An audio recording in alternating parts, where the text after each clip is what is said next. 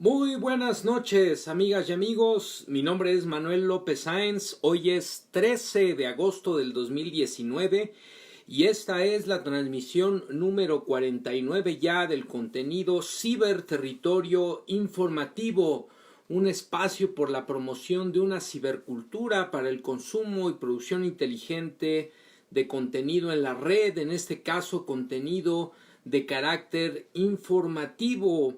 Pues hemos estado fuera un par de semanas, precisamente, primero por cuestiones familiares, posteriormente por cuestiones relacionadas pues con el descanso, las vacaciones, y bueno, ya estamos aquí, amigas y amigos, de regreso. Vamos a dar la bienvenida a quienes se incorporan.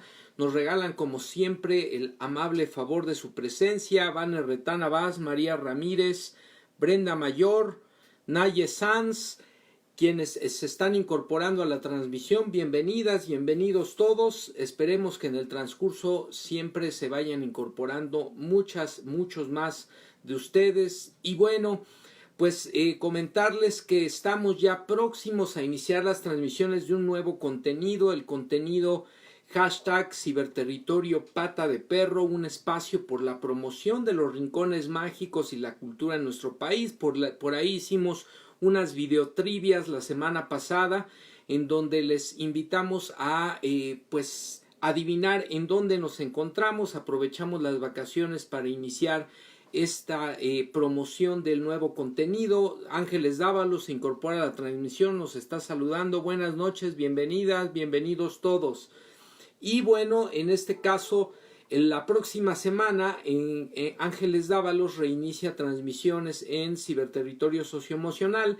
Ella se va a encargar de decirnos quiénes fueron las personas que atinaron a los contenidos, a los lugares en los que nos encontramos. Por ahí les tenemos un recuerdito muy simbólico, pero con mucho cariño. Y bueno, reiterarles que de lo que se trata este nuevo espacio es que conozcamos diferentes lugares de nuestra República Mexicana, promovamos el turismo en nuestro país y también el conocimiento de nuestras tradiciones, de nuestra cultura en los distintos rincones de nuestro querido país México.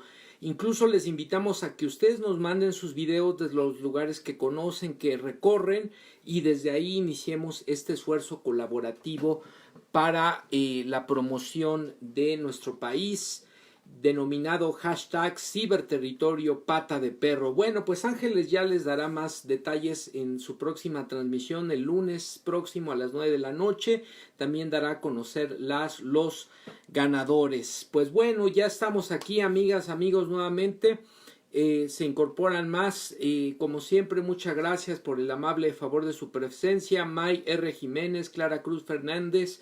Bienvenidas, bienvenidos todos. Y bueno, como de costumbre, tenemos, por supuesto, el inicio ya de estas transmisiones en este mes de agosto.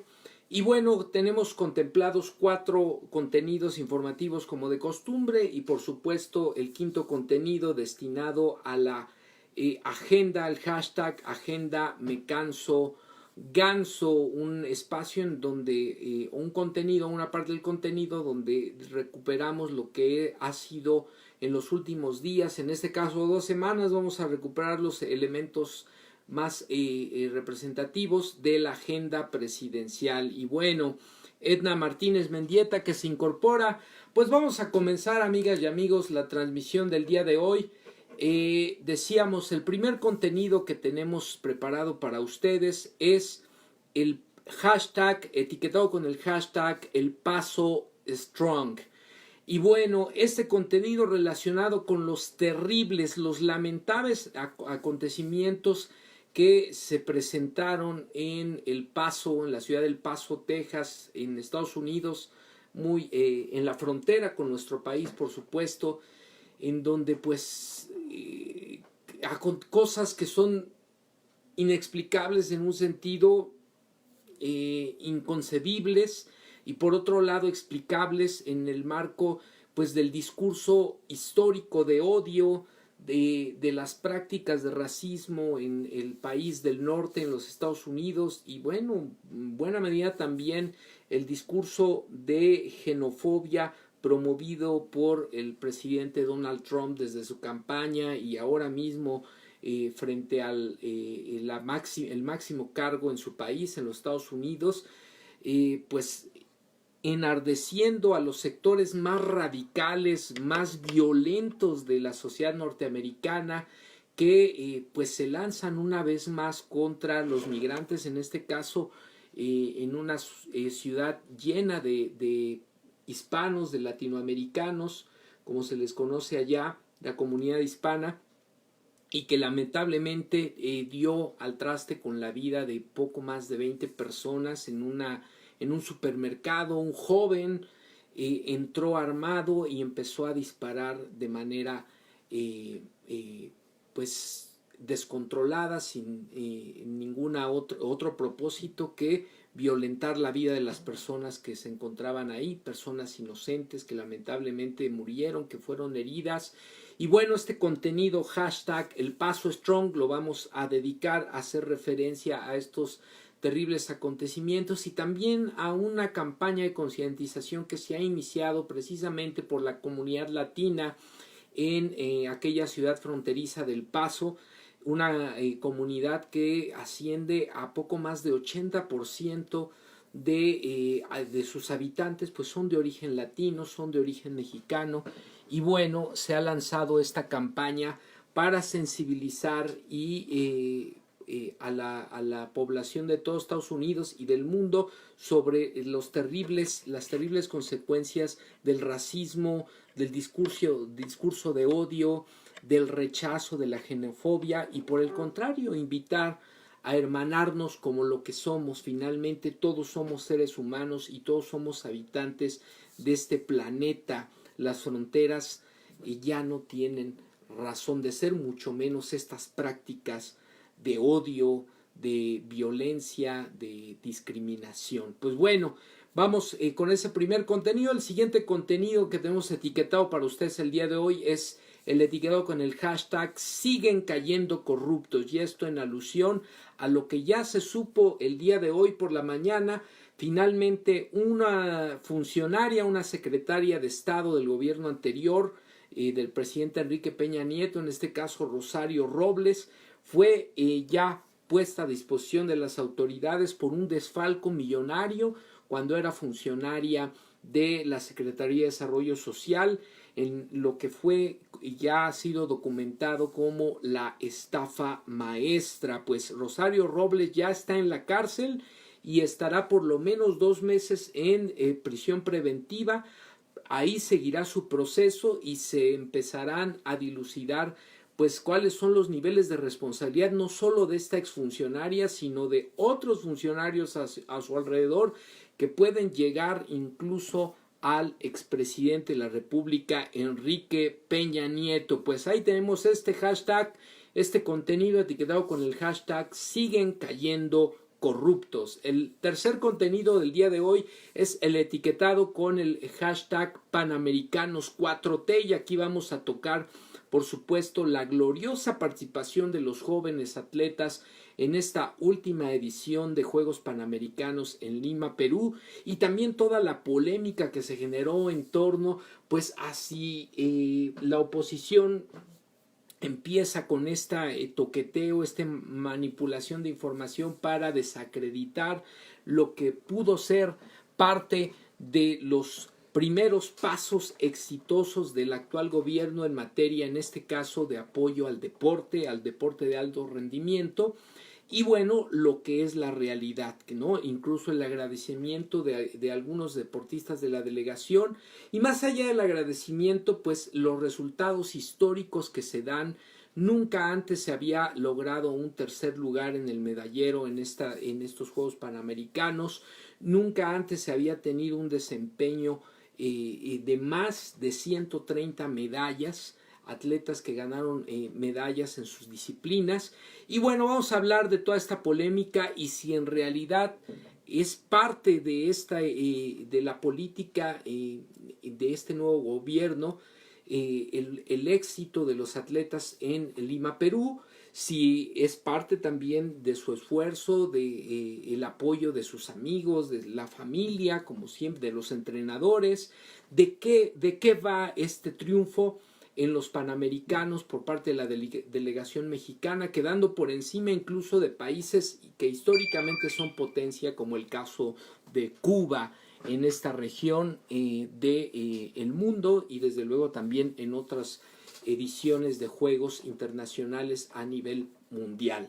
Pues bueno, y finalmente el cuarto contenido lo etiquetamos con el hashtag Preocúpate Quique. Este hashtag, por cierto, ha sido tendencia el día de hoy a raíz de que se conoció de la detención, del encarcelamiento en calidad de prisión preventiva a Rosario Robles por aquella frase famosa del expresidente cuando le dijo a Rosario: no te preocupes, Rosario, por las críticas que empezaban a darse en torno a los malos manejos de los programas sociales en Sedesol, cuando ella era la titular de aquella secretaría con fines electorales en el sexenio pasado. Pues no te preocupes, Rosario, al preocúpate, Rosario, y también preocúpate tú, Enrique Peña Nieto. De ahí vamos a estar tocando los temas de la agenda en estos últimos días, amigas y amigos, y por supuesto el quinto contenido etiquetado con el hashtag Agenda Me Canso Ganso. Pues bien,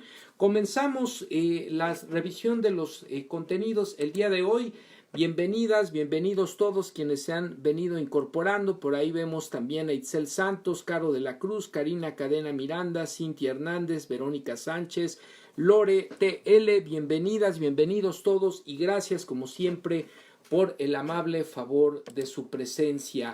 Comenzamos con el primer contenido, amigas y amigos, y bueno, pues aquí vamos a recuperar esta nota del portal de noticias digital BBC News Mundo titulada El Paso Strong, cómo la comunidad fronteriza une fuerzas para superar la tragedia. Y aquí pues esta nota fue compartida el día de ayer, 12 de agosto del 2019, y comienza diciendo: ha pasado una semana del mayor ataque en la historia de Estados Unidos dirigido contra la comunidad latina.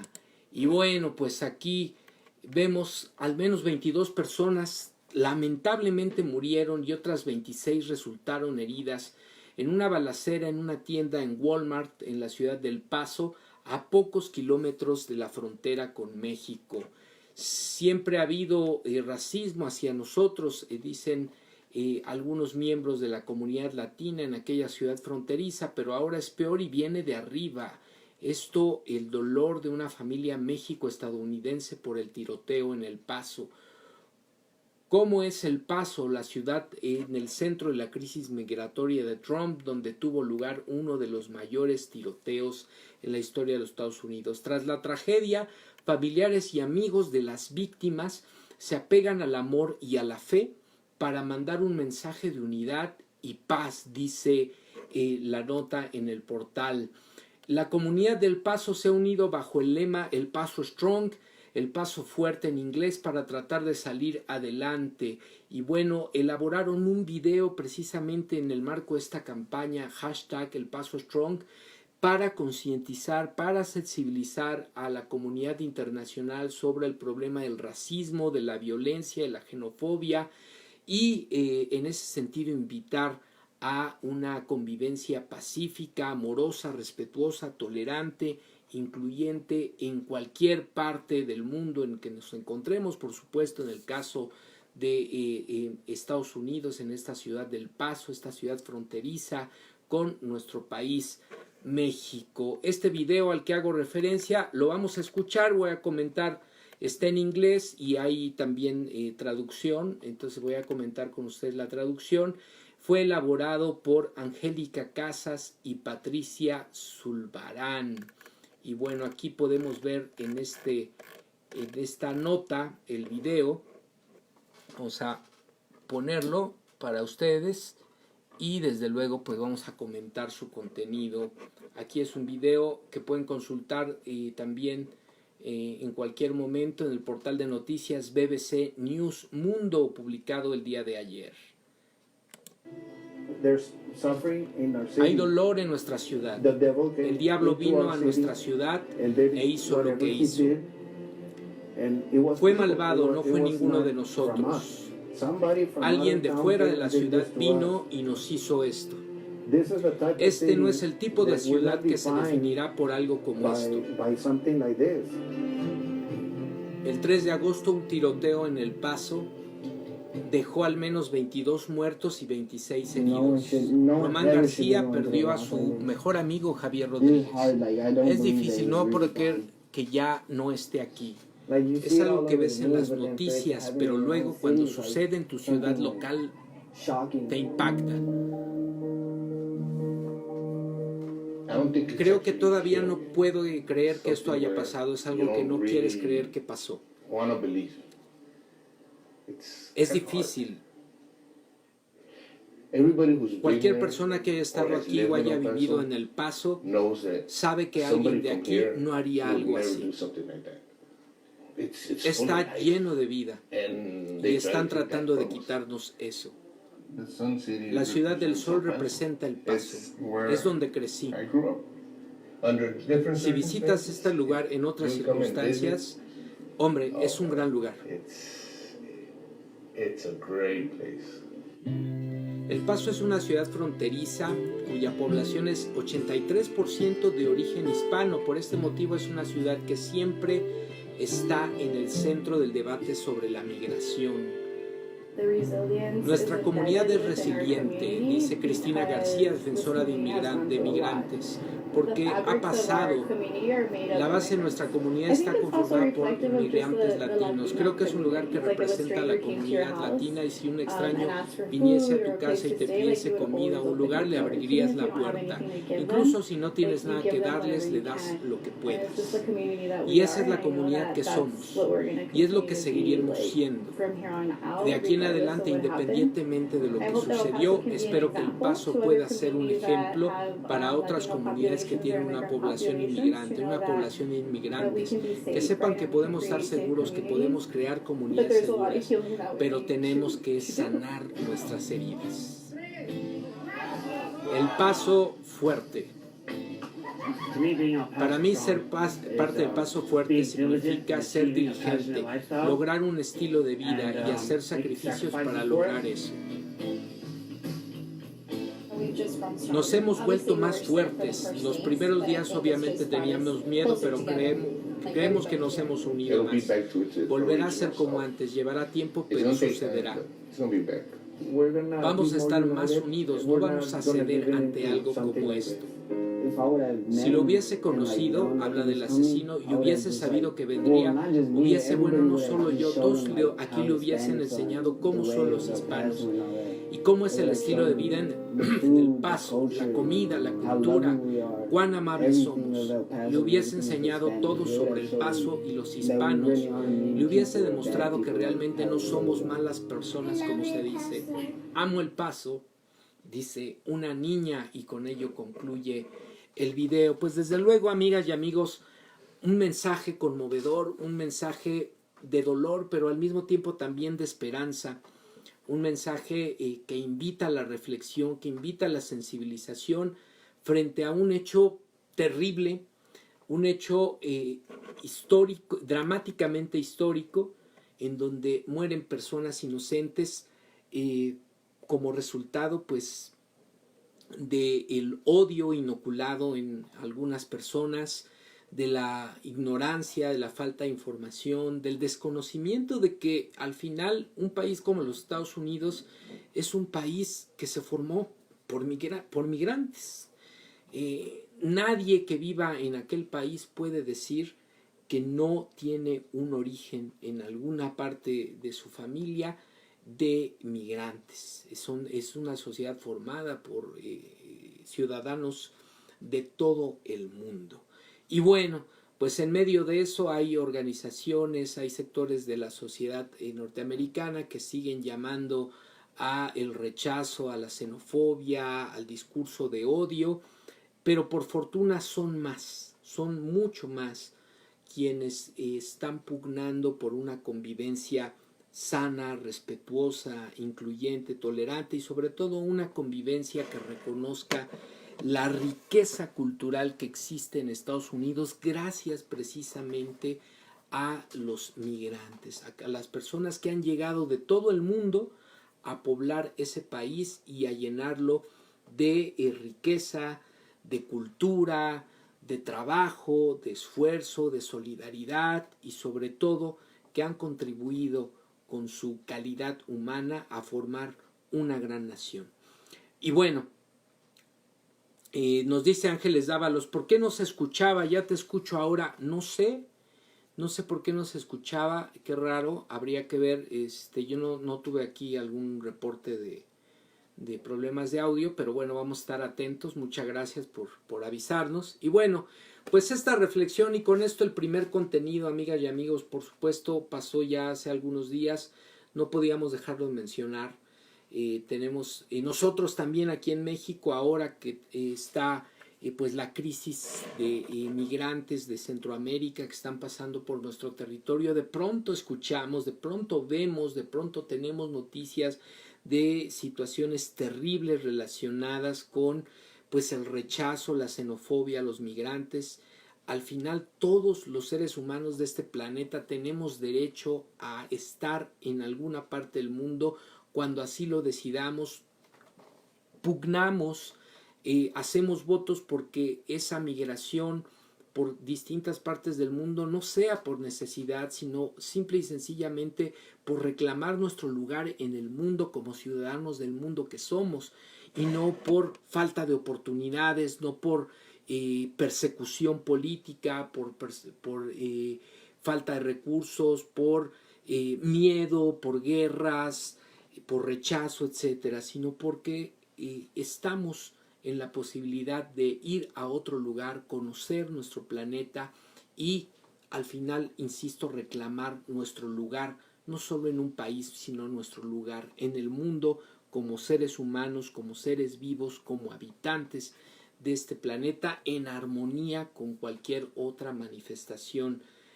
o ser vivo que también habita la faz de la tierra. Pues ahí esta reflexión, amigas y amigos, y bueno,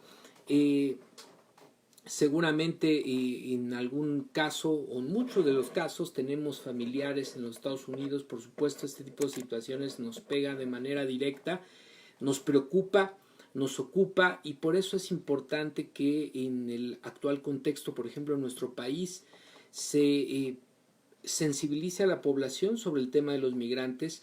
En el caso de los Estados Unidos, creo que se debe de impulsar un debate muy importante en torno a este problema, pero también al tema de las armas, porque creo que las armas son un factor que está dando lugar a estos terribles hechos, a estos terribles acontecimientos que lamentablemente no fueron los únicos en los últimos días, ocurrieron en otras ciudades de los Estados Unidos, también dirigidos a latinos, a migrantes.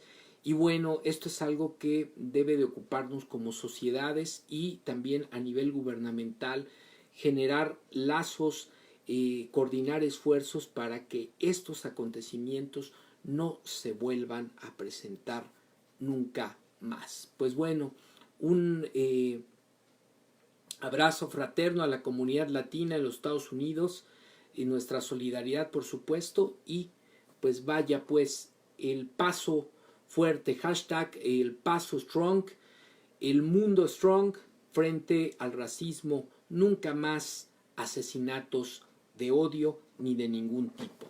Pues bueno, amigas y amigos, cerramos con esta reflexión, el primer contenido del día de hoy.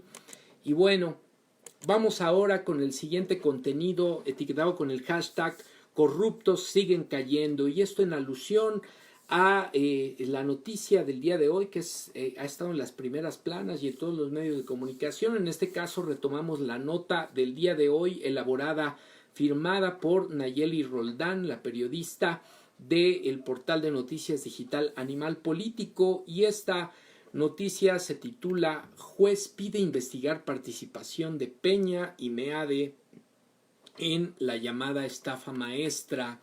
La audiencia de Rosario Robles para definir si se vincula o no a proceso comenzó la tarde del lunes. Esto ya ocurrió, por supuesto, y se extendió durante la madrugada de este martes 13 de agosto. Hoy ya nos amanecimos con la noticia de que fue puesta ya fue encarcelada, ya entró a el penal de Santa Marta, Acatitla.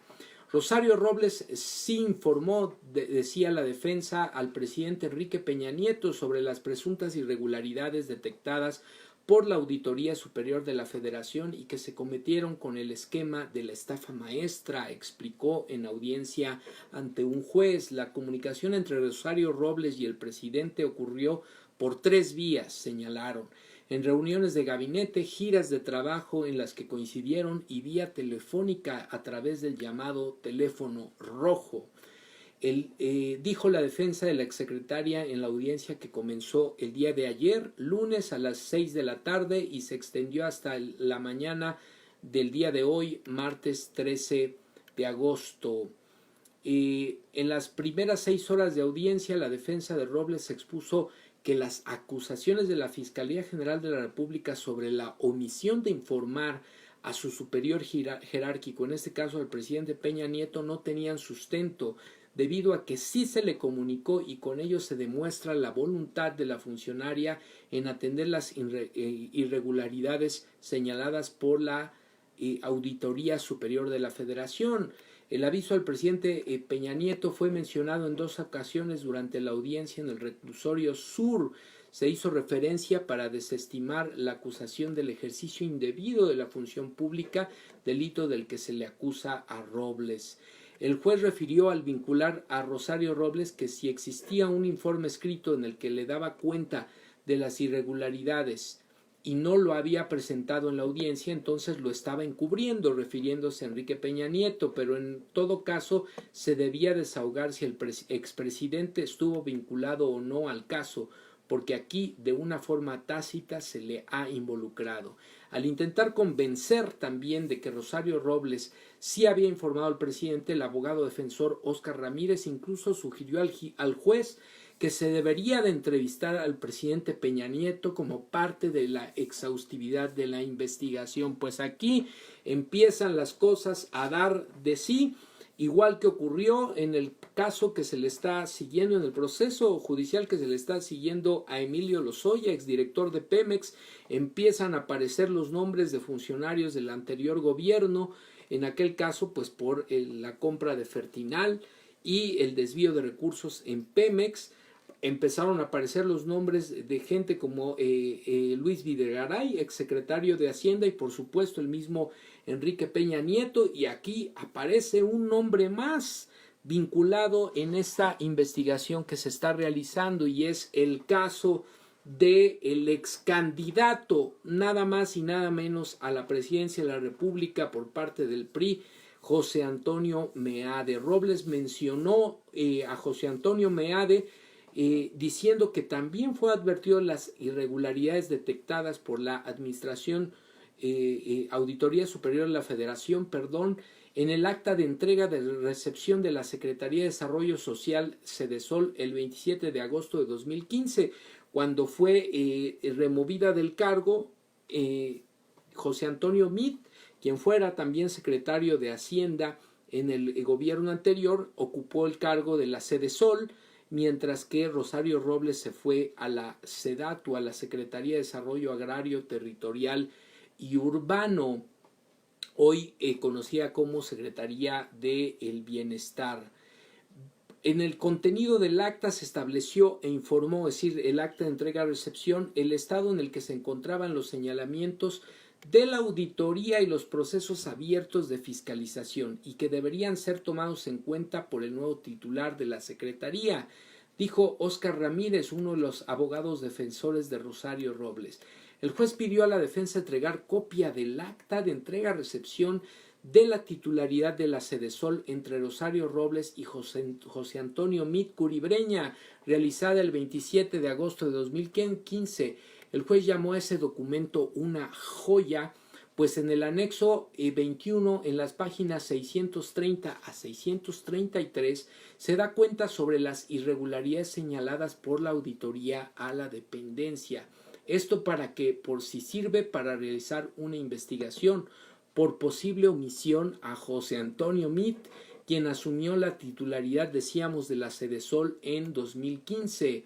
Esto porque durante la defensa de Robles, el abogado Óscar Ramírez argumentó que correspondía al siguiente titular continuar con las solventaciones a las irregularidades señaladas por la auditoría de la Secretaría de Desarrollo Social.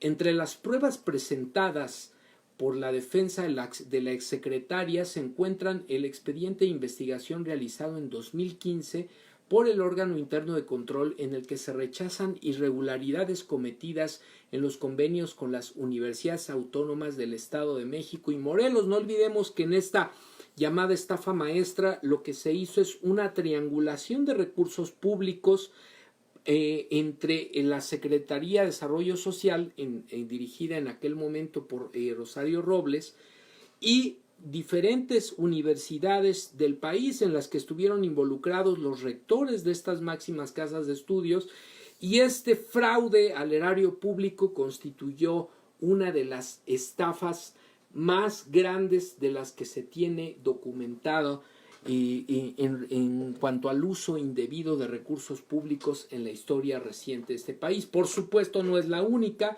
pero es una de las que más ha dado de qué hablar al respecto. Y bueno, sobre los testimonios de exfuncionarios de la Sedesol y la Sedatu que advierten haber avisado a Rosario Robles de las irregularidades, la defensa los desestimó, argumentando que ninguno hace mención a un aviso directo a la titular.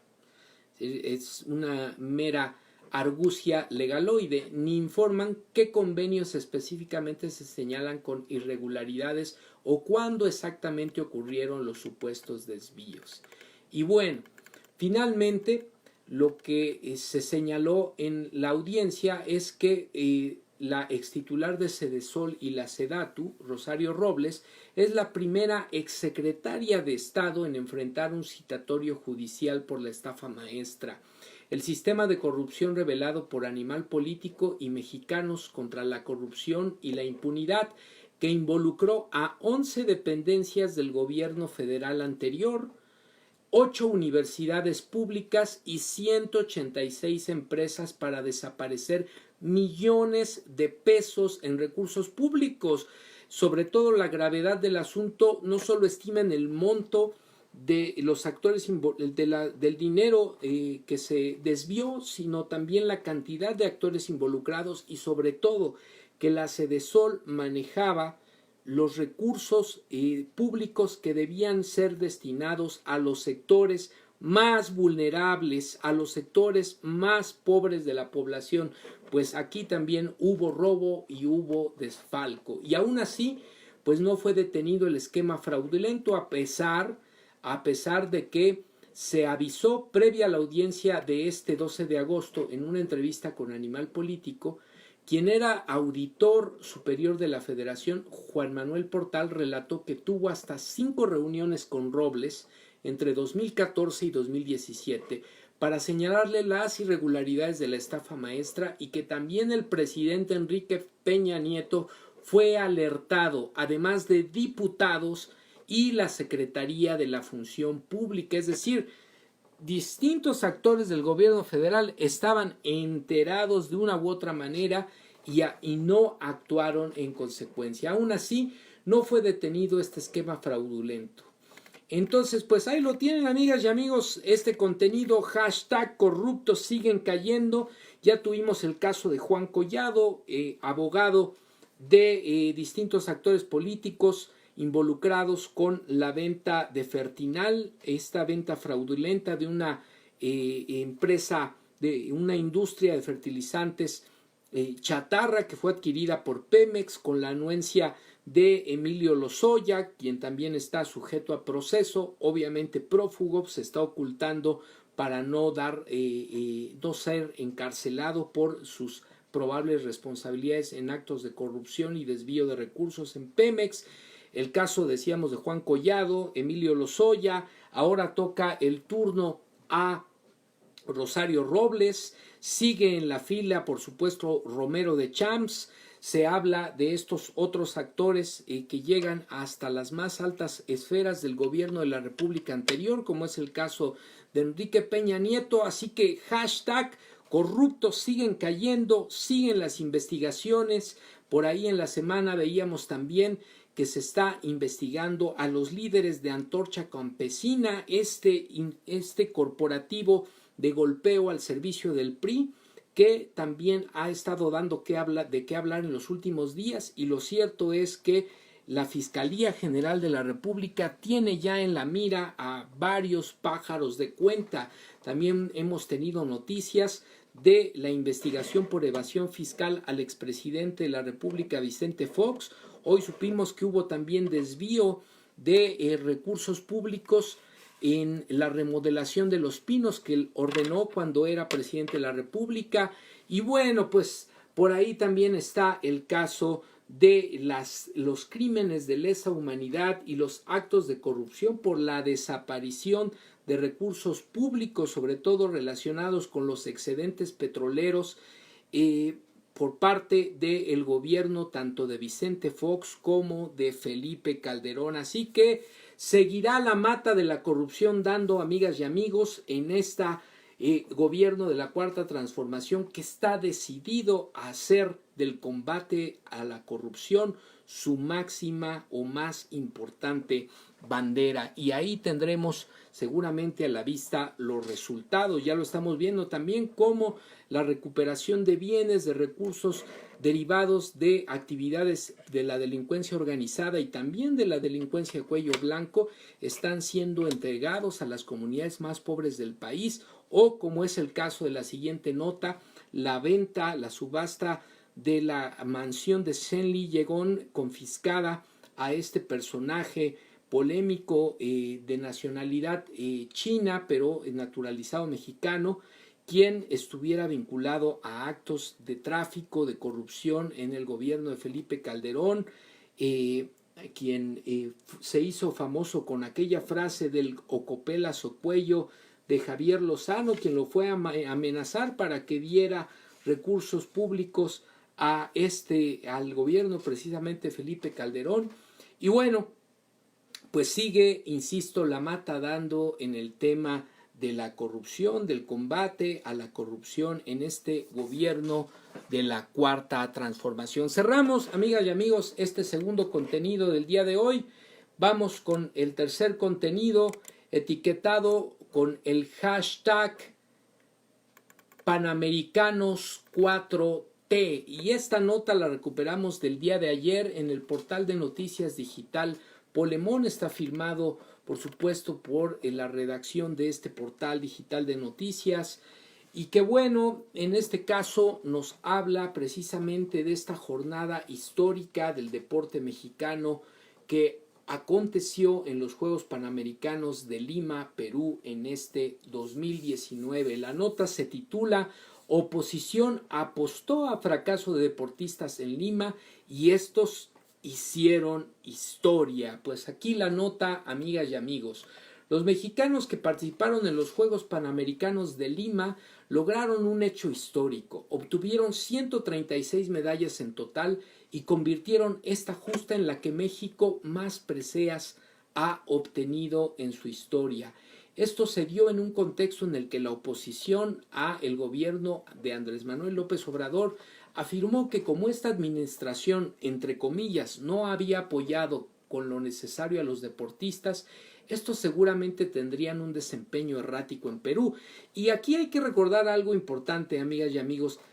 Lamentablemente hemos sido testigos de manera sistemática de los fracasos históricos de las delegaciones de deportistas mexicanos que acuden a certámenes internacionales como estas ediciones de Juegos Panamericanos o los Juegos Olímpicos y otros certámenes deportivos internacionales en los que lamentablemente vemos un traspié tras otro de las delegaciones que llegan prácticamente de paseo, salvo algunas honrosas excepciones, a representar a nuestro país. En los Juegos Olímpicos pasados dimos cuenta también del despilfarro de recursos públicos por el responsable en aquel entonces de la CONADE, Alfredo Castillo, amigo entrañable de Enrique Peña Nieto, quien se fue a pasear a las Olimpiadas con su novia, fue a gastar dinero público llevando una delegación que no dio resultados, como lamentablemente ha ocurrido en otras ocasiones. Y aunque es necesario reconocer que efectivamente el éxito de estos deportistas en los Panamericanos no se construyó de la noche a la mañana, porque los deportistas de alto rendimiento no se construyen en meses, se construyen en años de esfuerzo, lo cierto aquí es que el éxito de estos extraordinarios jóvenes deportistas mexicanos tiene que ver con su disciplina, su entrenamiento, su apoyo familiar, el apoyo de las autoridades, pero también tiene que ver con un aspecto importante. Hay una responsable de la CONADE, quien fuera deportista de alto rendimiento, medallista, representante digna del deporte mexicano en nuestro país, como es Ana Gabriela Guevara, quien ha impulsado una estrategia de selección inteligente, libre de corrupción, sobre aquellos atletas que verdaderamente tienen la posibilidad, porque talento hay mucho en nuestro país, en el deporte y en otras ramas, pero que verdaderamente tienen la posibilidad, la capacidad para rendir en una justa internacional y dar los resultados que hoy se están dando, lo que veíamos en anteriores ediciones, tanto de Juegos Panamericanos como Olímpicos, es que no se elegía a las personas por su capacidad, sino por ser amigos de, novios o novias de, por estar vinculados a ciertos funcionarios, a ciertas empresas, a ciertos negocios, y lo cierto es que esto derivaba en fracaso tras fracaso. Por supuesto, también había muchos talentos que potencialmente podrían dar buenos resultados, pero que no eran apoyados, y esa es la diferencia ahora. Se detecta de manera adecuada al talento, se impulsa, y ahí están los resultados a la vista. En ese sentido es que comentamos esta nota, amigas y amigos, porque es de lo más importante en este caso para el deporte de nuestro país. La delegación mexicana, decíamos, obtuvo 37 medallas de oro, 36 de plata y 63 de bronce, y con eso quedó en el tercer lugar del medallero, solo debajo de Estados Unidos y Brasil, y por encima de países como Canadá, Cuba y Argentina. Este tercer sitio solo se había obtenido en 1955 en una justa panamericana realizada aquí en nuestro país.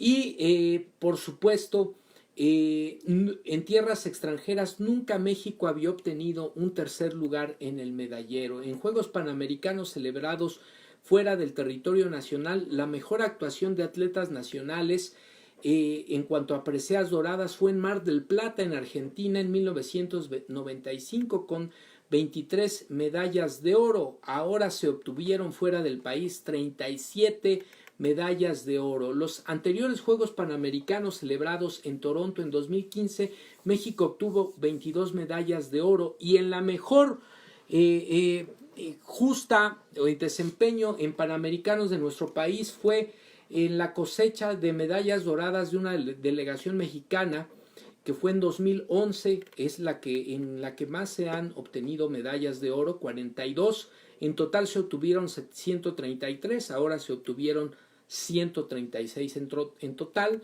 Fue en el caso de la justa de Panamericanos en Guadalajara en 2011, cuando los nacionales consiguieron 42 preseas de oro, lo cual se complementó con 41 de plata y 50 de bronce, 133 en total. Y en aquella ocasión vimos uno de los episodios más vergonzosos de la historia deportiva de nuestro país, porque en contraste con el buen desempeño de la delegación mexicana, tuvimos a un presidente de la República, Felipe Calderón Hinojosa, quien se presentó a inaugurar los Juegos Panamericanos de Guadalajara en 2011 en claro estado de ebriedad. El señor iba borracho y así se presentó a inaugurar esta justa deportiva internacional para que no se nos olvide la calaña de personajes que tristemente han desgobernado este país.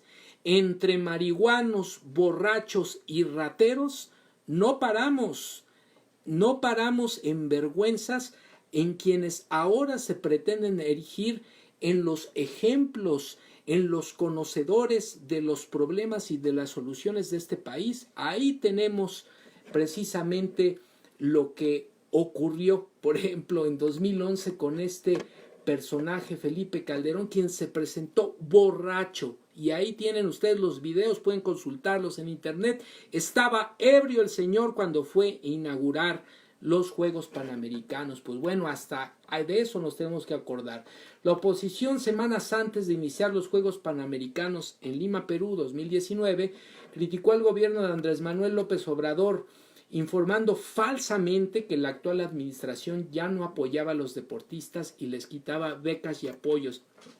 Bueno, pues llegaron particularmente la fracción de senadores del PAN al colmo, a la desvergüenza de llevar al Senado de la República a un supuesto atleta que ni participó en los Panamericanos, ni ha ganado medalla alguna, y en cambio sí está vinculado directamente al presidente del PAN, Marco Cortés.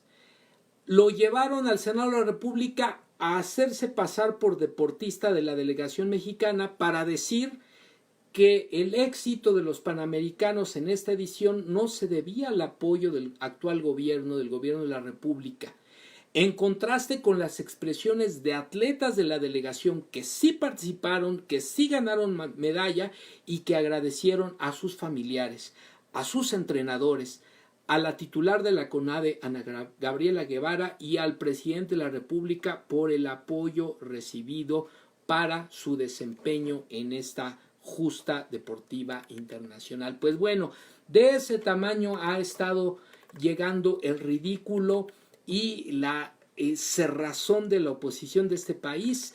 Buscan cualquier pretexto para estar golpeando una y otra vez al actual gobierno, y lo peor de todo es que solo hacen el ridículo. Una vez más les salió el chirrión por el palito. Cuando vienen con los pronósticos de la economía que se va a caer, nada más no les sale. Cuando vienen con los pronósticos de los errores en política interior y política exterior, no les sale. Pues ahora estuvieron vaticinando un fracaso deportivo, se frotaban las manos para salir a decir que era culpa del actual gobierno, y ahora nuevamente los atletas en este caso le dan cachetada con guante blanco a esa oposición que nada más no atina y que nada más no alcanza a estar a la altura de las circunstancias. Señores, sí es necesaria una oposición en este país, pero una oposición con postura, con proyecto, con propuesta, con seriedad, que esté a la altura de las circunstancias, no estos payasos que están lanzando diatribas un día sí y otro también, y solo están haciendo el ridículo. Pues enhorabuena a estos extraordinarios jóvenes que, por supuesto, su mérito, su esfuerzo personal y colectivo lo han tenido, y esto es el resultado.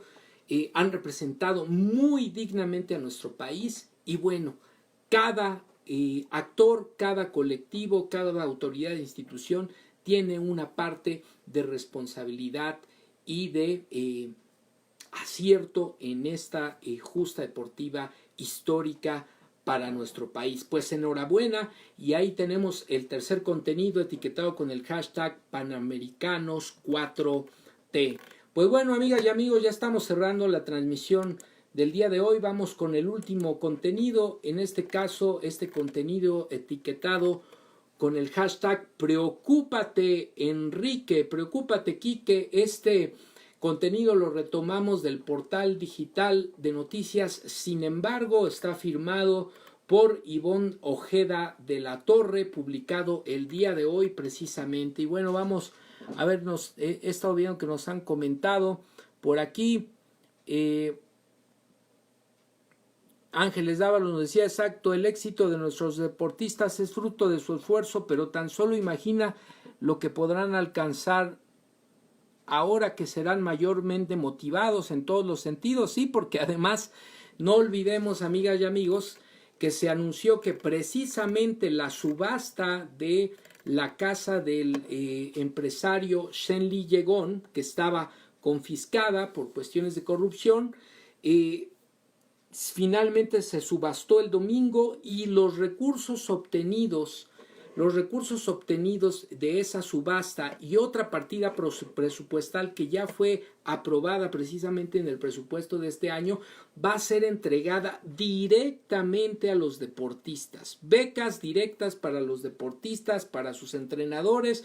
Ellos administrarán su recurso, es una sola exhibición durante este año, se les entrega directamente a ellos como premio, como reconocimiento a su esfuerzo para seguirlos estimulando, pero también incluso hay una bolsa de premios específica para quienes ganaron medalla de oro, de plata, de bronce. Hay un premio que oscila entre los 40,000 pesos para las medallas de oro y los 20,000 pesos para las medallas de bronce, 30,000 pesos para las medallas de plata, además de las becas de 20,000 pesos mensuales a los atletas y también a los entrenadores. Todo esto derivado del combate a la corrupción.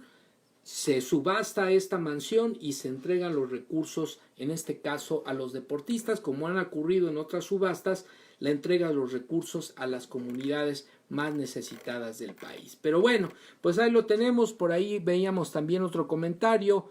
Ángeles Dávalos nos decía, sí, pero ahora se están colgando la medalla, pues están diciendo que justo como la violencia, este éxito también, ahí no me despliega el comentario, pero creo que tiene que ver con que cuando se habla de los problemas que sí son estructurales, históricos de nuestro país, como el tema de la violencia, la corrupción, la pobreza, se hace referencia a las administraciones anteriores. Pues sí, evidentemente, porque la violencia, la corrupción, la pobreza no se construyó de la noche a la mañana. Es un problema estructural. En este caso, tampoco se está diciendo que el tema de los deportistas sea de la noche a la mañana o en los primeros meses de gobierno. Lo que se está diciendo es precisamente que hay una política pública, en este caso relacionada con el deporte, de selección adecuada de los prospectos que representan la delegación y también de los apoyos específicamente a quienes tienen potencial de medalla para poder en un momento determinado tener los resultados que en este momento están teniendo, sin olvidar el esfuerzo individual y colectivo de los atletas, de sus familias, de sus entrenadores, de las personas, de sus redes sociales y de autoridades de otras administraciones y de la actual administración que configuran en un momento determinado lo que hoy estamos viendo, que es evidentemente histórico. Y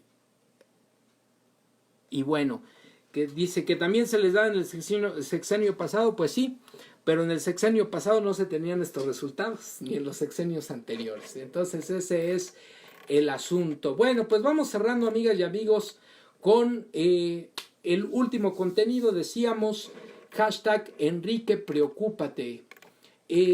Esta nota la retomamos del portal digital de noticias. Sin embargo, decíamos, firmada por Ivonne Ojeda de la Torre, publicada el día de hoy. Del no te preocupes Rosario al preocúpate Quique. Usuarios de redes quieren a EPN ante un juez y a otros personajes también. Vamos a hablar al respecto. El expresidente Enrique Peña Nieto, dice la nota, fue el principal destinatario de la movilización que se generó este martes en las redes sociales, debido a la vinculación a proceso de Rosario Robles Berlanga, extitular de la Secretaría de Desarrollo Social, SEDESOL, y de la Secretaría de Desarrollo Agrario y Territorial Urbano, la SEDATU. Los señalamientos en contra de Peña Nieto reactivaron la etiqueta "No te preocupes, Rosario", frase con la que el expresidente mostró su apoyo a la exfuncionaria en 2013 cuando fue señalada por emplear el programa Cruzada Nacional contra el hambre con fines electorales. Sin embargo, la cuenta oficial del ex primer mandatario permaneció sin actividad a pesar de las miles de menciones que recibió esta mañana. Como ya lo señalamos, Rosario Robles Berlanga fue puesta a proceso y ya ingresó al penal de Santa Marta Catitla el día de hoy por la mañana. Y bueno, en ese sentido, lo que se está señalando ahora es que precisamente dentro de las declaraciones tanto de la indiciada como de su defensa se hace referencia a el presidente Enrique Peña Nieto y a José Antonio Meade como responsables también de los cargos de uso inadecuado o de desvío de recursos públicos de manera directa o indirecta. En ese sentido, el incidente del No te preocupes Rosario quedó guardado en la memoria colectiva de los usuarios de las plataformas digitales a través del hashtag Rosario no te preocupes, reactivado cada vez que el caso sobre el desfalco a la Sede Sol tiene avances. Este martes los usuarios comenzaron a utilizar también las etiquetas No te preocupes Quique y Preocúpate Quique.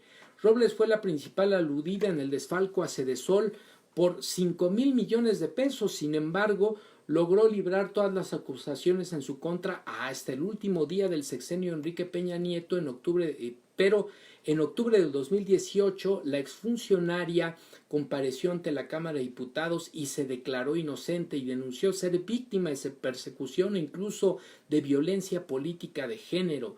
La orden del juez para investigar si el expresidente estuvo enterado del desfalco a la Sede Sol exaltó los ánimos, pero desde la esfera digital la vinculación entre ambos perfiles ha sido tendencia desde hace años. Este martes la polémica también salpicó a otros actores políticos y aquí lo importante, amigas y amigos, del debate en las redes sociales.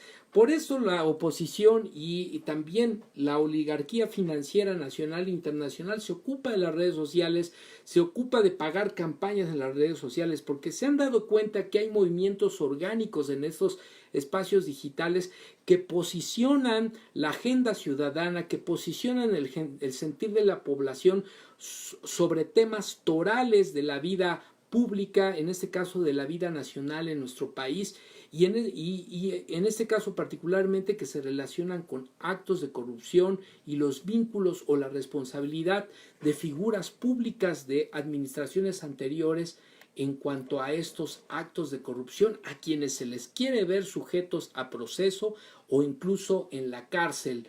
Este martes, decíamos, la polémica salpicó a otros actores políticos, todos ex colaboradores o cercanos al expresidente, que interconectaron una red de hashtags por su implicación en casos de corrupción en los que Peña Nieto es protagonista. Hashtag Emilio Lozoya, en referencia al caso del exfuncionario de Pemex, que es investigado por el caso Odebrecht. Hashtag José Antonio Meade, implicado también en el caso de la estafa maestra. Hashtag Videgaray, con referencia al exsecretario de Hacienda, que podría ser relacionado con el caso debido a que, de acuerdo con las pruebas de la Fiscalía General de la República, desde el cargo que ocupó entre 1 de diciembre de 2012 al 7 de septiembre del 2016, pudo estar en sus manos la autorización para la ejecución de algunos de los desfalcos detectados en la Sede Sol. Las voces que exigen juicio a Peña Nieto se acumulan en Twitter desde hace años, sin embargo, se han intensificado a partir de que se vinculara con la compra a sobreprecio de la empresa Fertinal, decíamos, por parte de Petróleos Mexicanos. El pasado 19 de junio, el Diario de México también dio a conocer información que apunta a que el expresidente estuvo involucrado en la recepción de un posible soborno para que se ejecutara la compraventa de Fertinal en el año 2015, caso por el que, de acuerdo a este medio, es investigado por el gobierno de los Estados Unidos. En medio de las múltiples acusaciones en su contra, Peña Nieto ha comenzado a perder respaldo de sus colaboradores, no solo de Rosario Robles como parte de su defensa, ya que no solo Rosario Robles sostuvo, como parte de su defensa, que el mexiquense estaba al tanto de las operaciones ilícitas el pasado 16 de julio. También Emilio Lozoya Austin sostuvo que posee pruebas de que Peña Nieto estuvo enterado de la compra que Pemex hizo a Altos Hornos de México. En medio de esto, Peña Nieto ha salido, aunque en otras ocasiones ha salido en su defensa desde su cuenta de Twitter. Esta vez guardó silencio hasta las 16 horas del día de hoy. El expresidente no emitió posicionamiento alguno. José Antonio Meade, también señalado por Robles, tampoco salió en su defensa durante el transcurso de esta mañana. Su última publicación data del 11 de agosto y en ella se observa una fotografía con la frase "tendrás mucha suerte en el próximo año". Pues más bien creo que la suerte se le va a acabar muy pronto. La sorpresiva noticia de la vinculación a proceso de Robles finalmente tampoco motivó las opiniones de actores políticos como los expresidentes Felipe Calderón Hinojosa y Vicente Fox Quesada, quienes en redes sociales también son protagonistas de una protesta sostenida por meses a través de etiquetas como #juicio a expresidentes y #juicio a Fox, Calderón y Peña. Y aquí, amigas y amigos, yo les pregunto a ustedes, para cerrar el contenido y la transmisión del día de hoy, ¿a quién quieres ver sujeto a proceso? ¿A quiénes quieren ver sujetos a proceso o tras las rejas por actos de corrupción? ¿A qué actores te gustaría ver, como hoy pasa con Rosario Robles Berlanga, sujetos a juicio o tras las rejas por su desempeño irregular, por su desempeño corrupto como funcionarios públicos o como actores de la vida pública, política y económica de nuestro país? ¿A quiénes te gustaría ver en esta situación? Pues bueno, vamos cerrando la transmisión del día de hoy, amigas y amigos. Solo vamos a revisar lo que fue la agenda #me canso ganso en las últimas semanas que no nos vimos. Vamos a recuperar los acontecimientos más importantes porque si no, no nos da tiempo. Pero bueno, el día 24 de julio, Andrés Manuel López Obrador decía: conversé con Jean-Luc Mélenchon, líder del movimiento Francia Insumisa. Además de las coincidencias políticas, no olvido que cuando estamos en la oposición en circunstancias distintas a las actuales, él mostró mucho interés en hablar conmigo durante mi visita en París. Pues ahí lo tienen, este actor político quien se posiciona como un candidato fuerte a la presidencia de Francia y quien ha dicho públicamente que respalda a las políticas del actual presidente de la República, considerándolo incluso como una esperanza no solo para México, sino para el mundo. Así lo señaló Jean-Luc Mélenchon. Pues bueno, ese fue uno de los acontecimientos importantes. Otro, el 26 de julio, sobre el informe que le enviaron al presidente del Coneval, el organismo que fue creado para medir la pobreza en México y que tuvo el gasto en arrendamiento de inmuebles de 79,468,000 pesos, mientras que el gasto en estudios e investigaciones fue de 59,910,939 pesos. De 2013 a 2018 el gasto en productos alimenticios para este organismo encargado de medir la pobreza se gastó en productos alimenticios para el personal de la dependencia 668,303 pesos, triplicando su presupuesto, que en 2013 era de 238,151 pesos. Arrendamiento de vehículos llegó a la suma de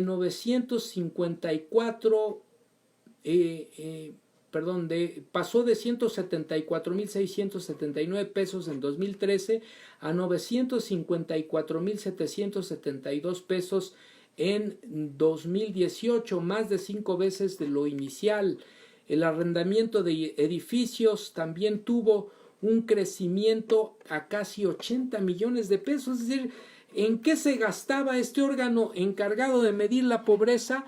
El dinero público. Perfectamente ese dinero se podía haber destinado a atender a los sectores más vulnerables de la población y no estar gastando en alta burocracia, en renta de inmuebles, de edificios, en alimentos para los funcionarios, cuando lo que se tiene es que atender a las necesidades de los sectores más vulnerables de la población. Por eso es importante criticar a estos pseudoorganismos para la medición de las necesidades de la población, en este caso de la pobreza, más despilfarro que atención precisamente a los sectores más desfavorecidos de nuestra población. Pues bueno, el 29 de julio se compartía la entrevista que hizo el John Micklethwait, editor en jefe de la agencia de noticias Bloomberg, a el presidente de la República. Una entrevista, por cierto, muy interesante. El 5 de agosto se llevó a cabo la conferencia de prensa matutina desde Valle de Bravo, Estado de México. Ahí se hizo referencia a las acciones también de la Guardia Nacional.